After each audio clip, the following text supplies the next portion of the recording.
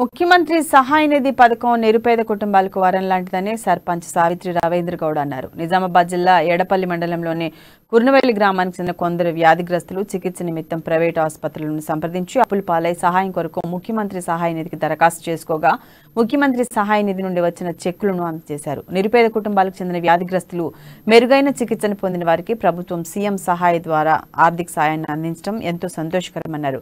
కులమతాలకు అతీతంగా రాజకీయ పార్టీ భేదాభిప్రాయాలు లేకుండా బోధన ఎమ్మెల్యే షకీల్ ముఖ్యమంత్రి సహాయ నిధి పథకం ద్వారా ఆసుపత్రిలో చికిత్స పొందిన ప్రతి ఒక్కరికి ఆర్థిక సాయాన్ని అందిస్తున్నారని గుర్తు చేశారు.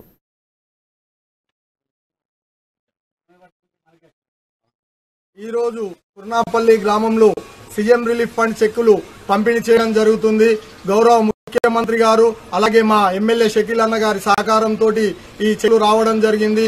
ఇప్పుడు తెలంగాణ ప్రభుత్వం వచ్చిన తర్వాత గతంలో ఎప్పుడు లేని విధంగా సంక్షేమ పథకాలు ఇలాంటి సీఎం రిలీఫ్ ఫండ్ చెక్కులే గాని, కళ్యాణ లక్ష్మి చెక్కులే గాని, షాదీ ముబారక్ చెక్కులే గాని, దళిత బంధు, దళిత బీమా, అదేవిధంగా పెన్షన్స్, ఎవరికైనా ఇలాంటి ఎన్నో సంక్షేమ పథకాలు ప్రభుత్వం మా తెలంగాణ ప్రజలందరికీ అందిస్తుందని ఈ సందర్భంగా మేము తెలియజేస్తున్నాము. మా గ్రామం తరఫున గౌరవ ఎమ్మెల్యే షకీల్ అన్న గారికి ఈ సీఎం రిలీఫ్ ఫండ్ చెక్కులు ఇప్పించినందుకు షకీల్ అన్న గారికి అలాగే మా